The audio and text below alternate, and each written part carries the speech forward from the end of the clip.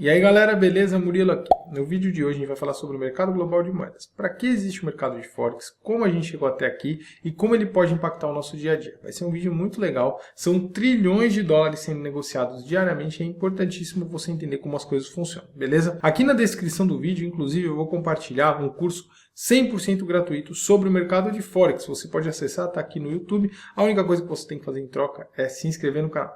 Tô brincando, você não precisa se inscrever no canal obrigatoriamente, mas se você puder fazer isso, você vai ajudar bastante a gente, tá? Além disso, aqui na descrição do vídeo você também encontra o link para as corretoras de Forex que eu uso, e usando esses links você vai ganhar tanto desconto de corretagem quanto outros benefícios, beleza? Agora falando sobre o vídeo de hoje, para que serve o mercado de Forex, né? Esse mercado que movimenta tanto dinheiro assim, é o maior mercado em volume financeiro do mundo. Para que ele serve exatamente? Ele serve para que empresas, pessoas, países possam transacionar as moedas, possam comprar e vender moedas. Então vamos imaginar, por exemplo, que eu sou a Toyota, eu estou lá no Japão, e eu quero construir uma fábrica nos Estados Unidos. Eu preciso trocar ienes por dólares. Então eu preciso acessar o mercado de moedas para fazer essa operação.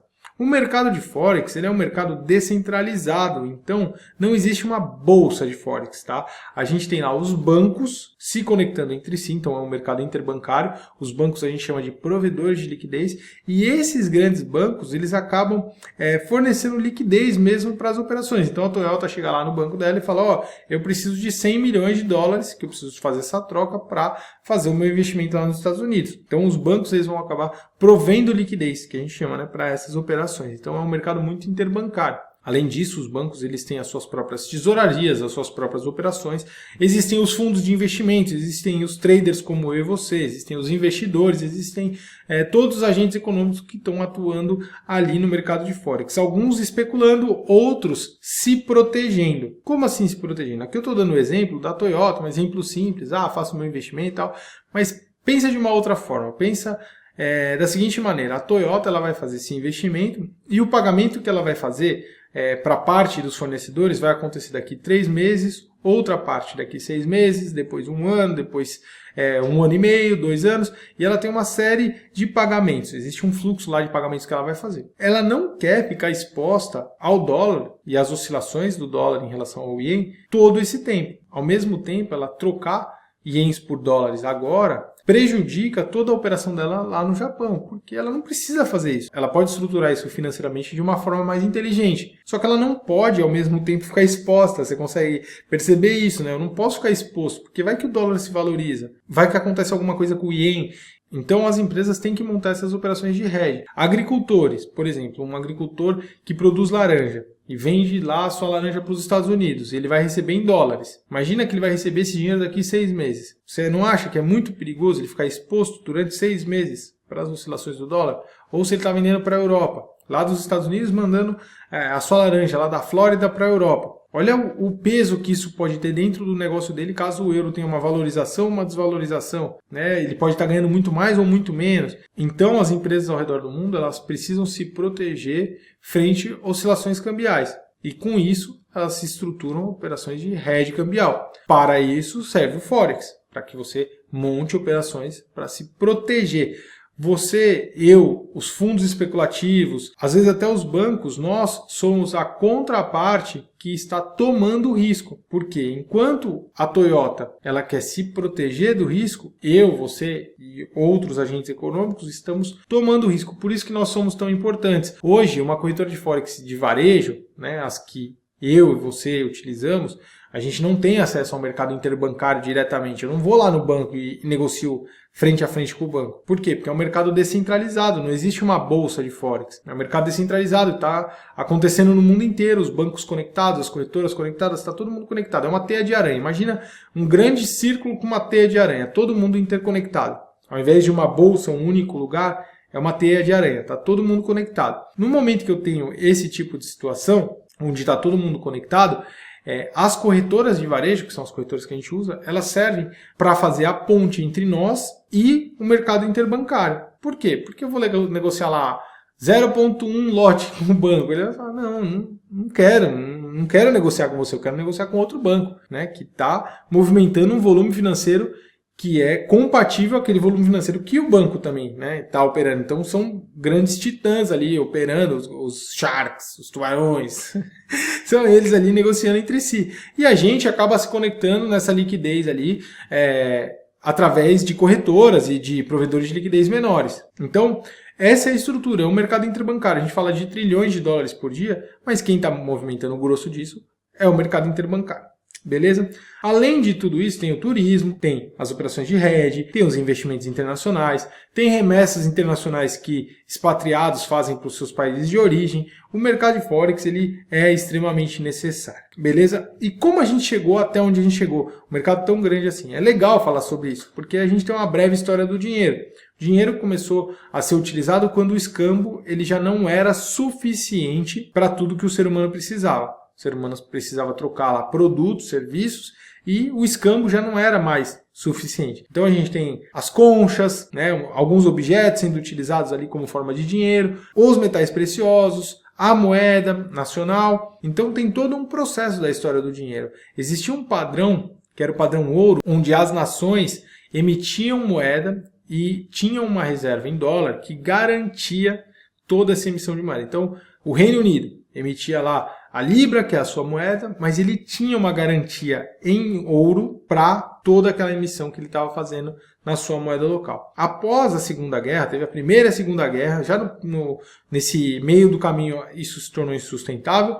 No pós-Segunda Guerra, quando os Estados Unidos veio ajudando muito a reconstrução da Europa e tal, chegou-se a um acordo chamado Bretton Woods, onde o dólar manteria sua paridade com o ouro, então os Estados Unidos manteria as reservas equivalentes a todo o dinheiro emitido lá em dólares, ele manteria reservas equivalentes em ouro, os Estados Unidos faria isso, e todas as moedas do mundo elas se relacionariam somente com o dólar e não entre si. Então você poderia trocar ali as moedas por dólar e existiria um câmbio flutuante, mas de no máximo 1% para cima e 1% para baixo. Mas umas regras aí do Bretton Woods. Vale a pena você estudar o Bretton Woods porque ele foi o começo do que a gente tem hoje como mercado de Forex. Eu ia falar o começo do fim, na verdade o fim dele foi o começo do que a gente vive hoje. Então, quando a gente tem esse processo até a década de 70, o mercado está se comportando dessa maneira. Não existe o Forex como a gente imagina hoje, as moedas se interrelacionando. Até que na década de 70, choque do petróleo, Nixon, um monte de coisa acontece, se torna insustentável nos Estados Unidos manter essa relação. Dólar-ouro, padrão dólar-ouro, que era um padrão muito importante. Os Estados Unidos falam, olha, agora eu não consigo mais manter isso, as reservas que você tem em dólar não poderão ser trocadas por ouro, eu não consigo manter, e o Bretton Woods acaba. Na hora que esse acordo acaba, as moedas passam a se relacionar entre si e os bancos passam a fazer um papel tão importante no mercado de Forex. Por quê? Porque aí começam seus bancos que vão trazer a liquidez de trocar uma moeda pela outra. Isso é muito importante todo esse processo. Depois vem o euro, e entre outras mudanças que aconteceram na história do dinheiro recente, para que o mercado de Forex se consolidasse como ele existe hoje. Principalmente nos últimos 5 anos, a gente teve uma mudança muito grande, porque durante muito tempo o mercado interbancário estava muito longe dos fundos, dos investidores, dos pequenos traders de varejo. Com a evolução da internet, da tecnologia, cada vez mais o mercado se interconectou. Com isso, as corretoras hoje elas conseguem fornecer para você uma cotação que é muito próxima do que o mercado interbancário oferece. Basicamente é a mesma coisa, porque as corretoras elas se conectam com vários bancos diferentes, com vários provedores de liquidez diferentes, e isso transforma o mercado num mercado muito mais líquido e muito melhor para todos os participantes. Por quê? Porque uma empresa que quer fazer um hedge cambial, por exemplo, ela quer acessar o melhor preço possível. E às vezes uma empresa menor, ao invés de chegar e fazer essa operação de hedge com o banco, ela faz através de uma corretora. Por quê? Porque a corretora dá alavancagem, a corretora tem uma liquidez muito parecida com a do banco, às vezes um preço muito mais competitivo do que o banco, porque a corretora também quer fazer o seu negócio dar certo. Então, os bancos, as corretoras, os fundos, os traders, todo mundo é necessário para um bom funcionamento. É bem importante lembrar uma coisa. Cara, no Brasil, o dólar e o dólar futuro, basicamente, ele é negociado na B3, assim como o índice futuro da Bolsa. Então, no Brasil, o Forex ele funciona de forma diferente como ele funciona no resto do mundo. Infelizmente, a gente tem o mercado de Forex no mundo inteiro, sendo um mercado, como eu falei, muito interbancário, que existem corretoras que fornecem serviços. No Brasil, ele é um mercado que não funciona assim. Hoje, o Forex no Brasil, atualmente, em 2022, ele não é regulamentado, então não existem corretoras de Forex internacionais que podem atuar no Brasil, assim como corretoras de Forex podem atuar no mundo inteiro, mas ao mesmo tempo você como trader, como investidor, você faz o que você quiser com o seu dinheiro, você pode operar em moeda estrangeira. A questão não tem uma corretora de Forex brasileira, eu queria deixar isso bem claro, não tem uma corretora de Forex do Murilo que está lá oferecendo serviços no Brasil, porque até agora, até o momento pelo menos, a CVM não regulamentou, isso pode mudar. O Banco Central e a CVM podem mudar de opinião, e ao longo do tempo a gente ter todas essas corretoras que atuam no mundo inteiro também atuando no Brasil, que seria muito legal. Bom, e aí? Qual que é o grande impacto de tudo isso dentro da minha vida? Porque até agora, para muita gente eu posso estar falando no mercado que é dos especuladores, sempre os especuladores, né? Ninguém pensa que, cara, se fosse o especulador, não teria uma operação de hedge. Se o Murilo não está disposto a tomar risco, né, ou se o banco não está disposto a tomar risco, porque o banco está sendo um especulador, o produtor de laranja não consegue fazer uma operação de hedge cambial. Então alguém tem que tomar o risco para você não correr. Então é basicamente isso. Mas por que o mercado de Forex ele é tão importante no nosso dia a dia? Na verdade, quando a gente pensa no mercado de Forex, tem várias coisas que movimentam, né, as cotações das moedas. Então por que o euro se valoriza em relação ao dólar? Por que o dólar se valoriza em relação ao ien? Ou o ien se valoriza em relação ao dólar canadense? Por que essas relações acontecem? Né? Porque a gente tem várias moedas ao redor do mundo. Tem a moeda da Austrália, do Canadá, da Nova Zelândia, do Japão, da China, dos Estados Unidos, da Europa, do Reino Unido. Cara, tem as moedas do mundo inteiro, peso mexicano, lira turca. Por que as moedas se movimentam? Basicamente existem vários motivos para as moedas se movimentarem. O primeiro deles é o mais fácil de entender, taxa de juros. Então vamos imaginar que Europa e Estados Unidos têm a mesma taxa de juros, legal? Então um investidor que está nos Estados Unidos, lá com os títulos públicos americanos, e um investidor que está na Europa, com os títulos públicos europeus, eles têm ali mais ou menos os mesmos interesses em ter o dinheiro em dólar ou euro. Então o preço está mais ou menos equilibrado. No momento que a taxa de juros na Europa começa a subir, se torna muito mais atrativo para quem tem o dinheiro nos Estados Unidos vender dólares e comprar euros e levar o dinheiro para a Europa. É claro que existe um limite para isso. Por quê? Um dia até um comentário no YouTube que eu vi no meu canal. Então por que o Warren Buffett não vende tudo que ele tem e aplica na renda fixa do Brasil? É simples. Porque se ele vai ganhar lá 15% ao ano com a renda fixa do Brasil, e aí ele vai trocar dólares por reais. Na hora que ele tiver que trocar reais por dólares de novo, pode ter uma oscilação cambial maior do que 15%. E aí tudo que ele ganhou com a renda fixa, ele perde na oscilação do câmbio. Então não é simples assim. Mas de forma geral, sempre que um país tem uma taxa de juros, ou que ele eleva a taxa de juros em relação a outro país, e aquele país se mantém mais ou menos no mesmo patamar, você tem um choque no preço da moeda. Então, normalmente você tem uma migração dos investidores para essa moeda que está subindo a taxa de juros. Isso é feito muito para o controle, por exemplo, da inflação. Então, muitas vezes dentro do nosso país, a gente tem o governo aumentando a taxa de juros para quê? Para aumentar o custo do financiamento, o crédito fica mais caro, as pessoas consomem menos, as pessoas compram menos casas, compram menos veículos e com isso a inflação tende a cair um pouco. E além disso, quando a nossa moeda se valoriza, o preço dos produtos importados fica mais barato. Por quê? Porque minha moeda está valendo mais. Então, só você lembrar, Brasil, se o dólar tivesse 1 para 1, quanto ia custar um iPhone? Ia custar muito menos do que se o dólar tivesse 5 para 1. A mesma coisa. Quanto mais forte é a minha moeda, mais barato fica o produto importado. O produto importado ficando mais barato, muitas vezes esse processo contra a inflação, esse processo que tenta derrubar ainda mais a inflação, se acelera. Então o Forex é muito importante por isso. Por quê? Porque na hora que eu subo a taxa de juros, na Europa, eu subo a taxa de juros, o euro passa a valer mais. Na hora que o euro passa a valer mais, o produto importado fica mais barato. Aí você vai falar, mas então por que os países não sobem pra caramba a taxa de juros? Porque na hora que os países sobem muito a taxa de juros, o consumo cai. Na hora que o consumo cai, a economia também começa a ir pior. E na hora que a economia começa a ir pior, lembra da Toyota? que resolveu investir lá numa fábrica nos Estados Unidos, pô, se a taxa de juros está subindo sem parar nos Estados Unidos, a Toyota vai pensar duas vezes. Por quê? Porque ela vai vender menos carros.